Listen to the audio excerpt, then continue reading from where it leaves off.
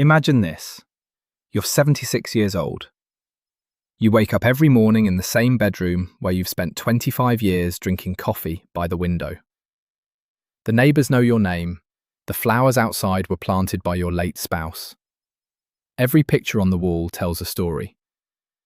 Then one day, your daughter sits beside you and gently says, "Mom, Dad, maybe it's time to think about a nursing home." The room becomes silent. Not because you didn't expect it, but because deep inside, you know what that sentence really means. It feels like losing your independence. It feels like leaving behind a lifetime of memories. It feels like becoming someone who needs to be taken care of, instead of someone who still has something to give. But here's something I wish every family knew. Moving into a nursing home is not the only option. In fact, for thousands of older adults, there are alternatives that preserve independence, protect mental health, strengthen family relationships, and often cost less than traditional institutional care. Today we're going to explore those alternatives. And by the end of this video, you may see aging in a completely different way. Before we begin, tell me in the comments, what age do you hope to stay living independently? I'd genuinely love to hear your thoughts. The biggest myth about aging. Somewhere along the way, society created a dangerous belief that growing older automatically means becoming dependent. That after 70 or 80, life naturally shrinks into a chair, a television, and a medication schedule. But reality tells a different story. Across the world, millions of people in their 70s, 80s, and even 90s continue living meaningful, active, independent lives. Not because they're lucky, because they planned differently. Because they adapted instead of surrendering. Because they built support systems before they reached a crisis. That's the difference. Let me tell you about Eleanor. She was 79 years old, widowed for 6 years. Her children lived in different states. One afternoon, she slipped in the kitchen. Fortunately, she wasn't seriously injured. But suddenly, everyone around her became worried. Within days, the conversation changed from, "How are you feeling?" to, "Maybe you shouldn't live alone anymore." Eleanor was terrified. Not of falling again, but of losing her home, losing her dog, losing her garden, losing the neighbours she greeted every morning. She thought her only choice was a nursing home. It wasn't. And that's where our first alternative begins. Alternative number 1. Bring support into the home. Most people imagine care as something you move into, but modern care often comes to you. Home caregivers can assist with meal preparation, laundry, shopping, light housekeeping, transportation, and medication reminders. Instead of receiving help 24 hours a day, many seniors only need 2 or 3 hours, sometimes even less. That small amount of support keeps life running smoothly, while allowing independence to remain intact. Why it works. Psychologists have studied something called place attachment. It's the emotional connection between people and their homes. Familiar surroundings reduce stress, improve orientation, support memory, increase confidence. Even small routines matter. Knowing exactly where the coffee cups are, watching birds from the same window, walking through the same neighbourhood. Those simple experiences provide emotional stability that can't easily be recreated somewhere new. Independence doesn't mean doing everything alone. Here's a mistake many older adults make. They believe accepting help means giving up independence. Actually, the opposite is often true. Imagine hiring someone to clean the house twice a month. Now your energy is available for gardening, reading, visiting friends, playing with grandchildren, or walking outside. You're still directing your own life. You're simply choosing where your energy belongs. That's independence. Alternative number 2, Create a circle of support. Many families believe one person has to become the full-time caregiver, usually one daughter, sometimes one son. Eventually, that person becomes exhausted. Relationships suffer, stress builds. Everyone feels guilty. There's a better approach. Create a circle. One family member handles groceries, another manages appointments, a neighbour checks in twice each week, a church friend calls every morning, a caregiver visits 3 afternoons. Technology fills the remaining gaps. Suddenly, care becomes shared instead of overwhelming. No single person carries the entire burden. The hidden cost of isolation. Research consistently shows something surprising. Many older adults don't struggle because of illness. They struggle because of loneliness. Loneliness increases stress hormones, affects sleep, reduces appetite, decreases physical activity, and contributes to depression. That's why maintaining social connection becomes just as important as taking medication. Living alone should never mean living isolated. Alternative number 3. Senior communities without nursing care. Many people confuse retirement communities with nursing homes. They're completely different. Independent senior communities offer private apartments, shared dining options, fitness classes, walking clubs, gardens, libraries, music nights, and transportation. Residents come and go freely. They cook if they want, travel if they want, invite family whenever they choose. Instead of feeling like patients, they remain neighbours. A conversation that changed everything. One gentleman named Frank refused every discussion about moving. His children thought he was being stubborn. Finally, someone asked a different question. "What are you actually afraid of?" He quietly answered, "I don't want people deciding when I wake up." That single sentence changed everything. Instead of a nursing home, he moved into an independent senior apartment. He chose his meals, kept his routine, made new friends, started painting again. Sometimes the fear isn't change, it's losing control. Small changes that prevent big problems. Many nursing home admissions happen after one event: a fall, a broken hip, a medication mistake, a missed meal. But many of these events are preventable. Simple modifications make a huge difference. Better lighting, grab bars, non-slip flooring, handrails, removing loose rugs, keeping frequently used items within easy reach. Small adjustments protect independence for years. People often ask me, "Doctor, when should someone stop living alone?" My answer surprises them. Not when they need help, when they can no longer make safe decisions, recognize danger, or perform essential daily tasks despite available support. Those situations are very different. Needing assistance with grocery shopping is not the same as needing institutional care. And confusing those two situations causes many older adults to lose independence far earlier than. Take a moment and imagine your ideal retirement. Would it include morning coffee on your own porch, walking familiar streets, visiting neighbours, and choosing your own schedule? Most people answer yes, and that's exactly why planning matters. Independence isn't protected by luck, it's protected by preparation. Growing older doesn't automatically mean giving up your independence. Sometimes, all you need is the right support in the right place. But now let's go even deeper, because there are millions of older adults who aren't struggling with illness. They're struggling with fear. Fear of falling, fear of being alone, fear of becoming a burden. And unfortunately, fear often leads families to make rushed decisions. Let's talk about better options. Alternative number 4. Multi-generational living done the right way.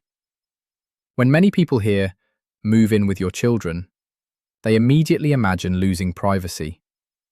They picture arguments over television volume, different meal schedules, or feeling like an unwanted guest. But successful families don't simply share a house. They create separate lives under one roof. Margaret was 81. Her son invited her to live with his family. She refused. "I don't want to interrupt your life." Instead of forcing the issue, they renovated the garage into a small apartment. It had its own entrance, its own kitchen, its own living room, and a small garden. Margaret still drank coffee alone every morning, still invited her own friends, still cooked her favourite recipes. But if she needed help, her grandchildren were only 30 steps away. She gained security without losing independence. Independence is psychological. Here's something many families overlook. Older adults don't just need physical safety, they need control. The ability to decide when to wake up, what to eat, who to invite, and how to spend the afternoon. When those choices disappear, confidence often disappears with them. That's why preserving decision-making is just as important as preventing falls. Alternative number 5. Smart technology that lives with you. 20 years ago, living alone meant being completely alone. Today, technology quietly watches over millions of seniors every day. Not by invading privacy, but by increasing safety. Smart medication reminders. Instead of wondering, "Did I take my blood pressure pill?" electronic dispensers provide reminders. Some even notify family members if medication is missed. One simple device can prevent confusion and unnecessary hospital visits. Emergency response systems. Modern emergency buttons aren't the bulky necklaces people remember. Many are elegant watches. Some automatically detect falls. Some connect directly to emergency services. Others notify family members instantly. One button can mean the difference between waiting hours for help or receiving assistance within minutes. Motion sensors. Some families worry because they live hours away. Simple motion sensors placed inside a home can send notifications if unusual inactivity occurs. No cameras, no invasion of privacy, just peace of mind. Japan has one of the oldest populations in the world. Instead of relying entirely on nursing homes, many communities encourage aging in place. Neighbours check on one another. Local volunteers deliver meals. Community centres organise exercise classes. Medical visits happen at home. The goal isn't simply extending life, it's preserving dignity. And that's a lesson every country can learn from. The importance of daily purpose. Here's something fascinating. Ask a 90-year-old, "Why do you get out of bed every morning?" The healthiest answers rarely involve medicine. They say, "I water my flowers. I feed my cat. I meet my friends for coffee.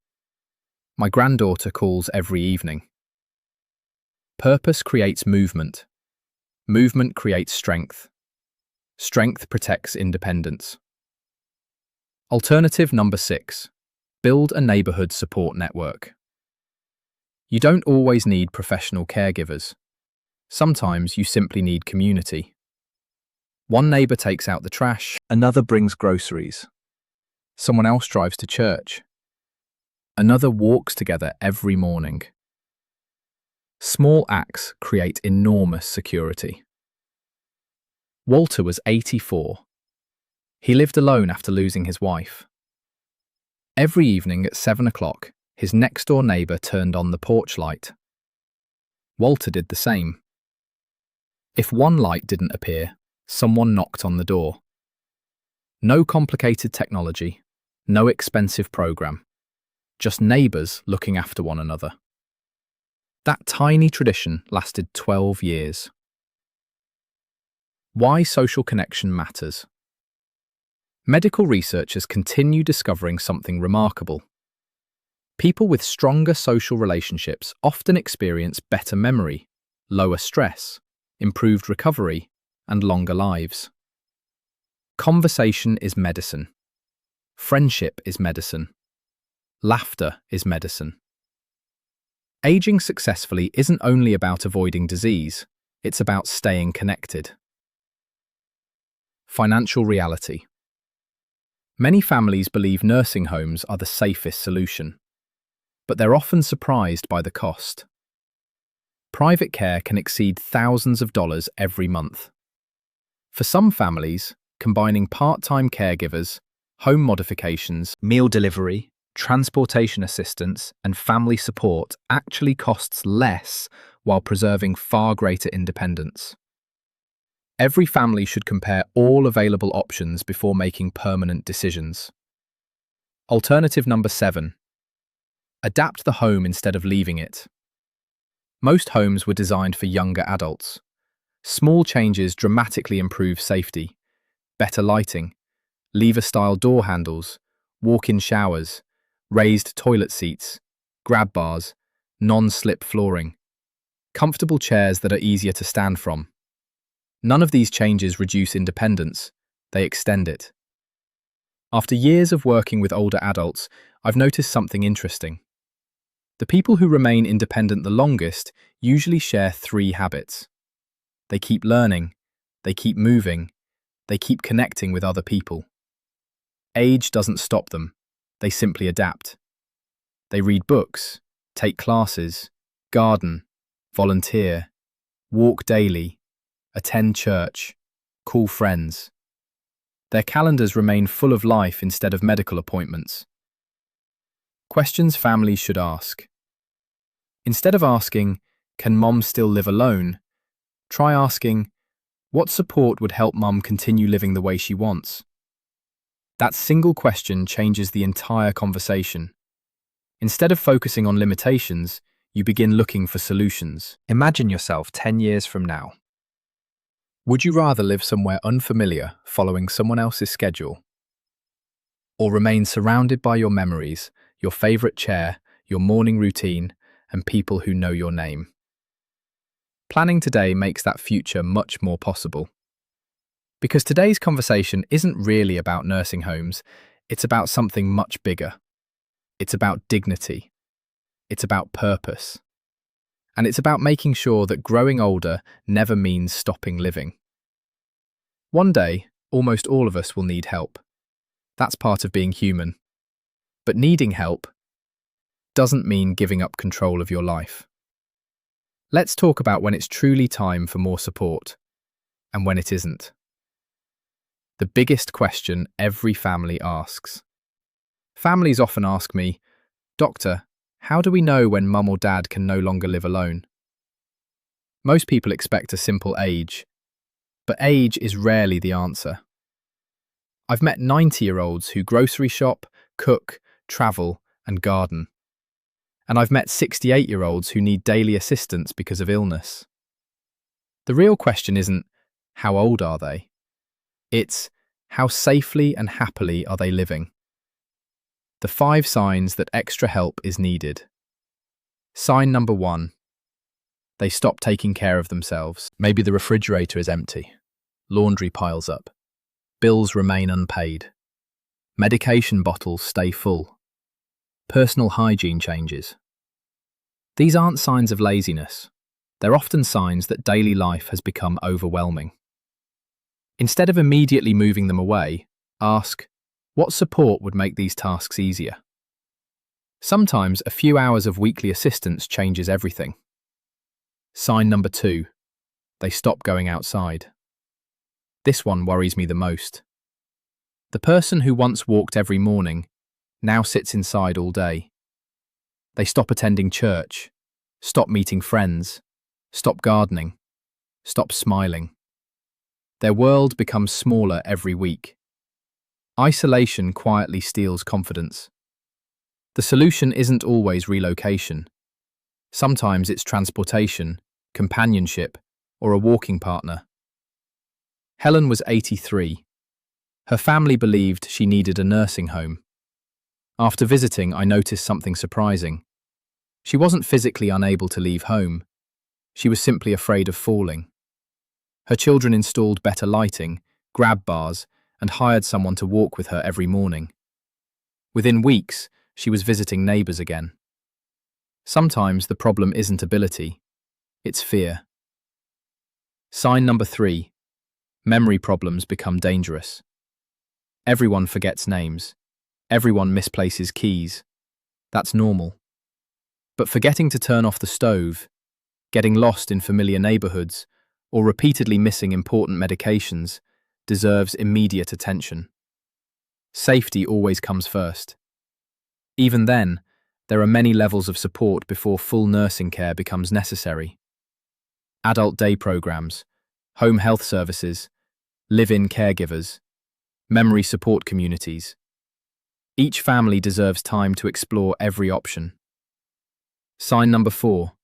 Frequent falls. One fall doesn't automatically mean someone must leave home. But repeated falls tell us something. Maybe vision has changed. Maybe medications need adjustment. Maybe muscle strength has declined. Maybe balance needs improvement. The goal shouldn't be move. The goal should be reduce fall risk. Simple strength exercises, physical therapy, and home modifications often restore confidence. Sign number 5. They stop enjoying life. This sign rarely appears on medical charts, but it's one of the most important.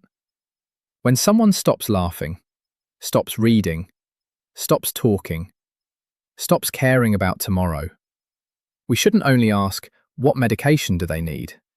We should ask, what meaning have they lost? Purpose keeps people alive in ways medicine cannot measure. A lesson from the world's longest living communities. Researchers have studied places where people regularly live into their 90s and beyond. Despite different cultures, they share remarkably similar habits. They stay physically active. They eat simple foods.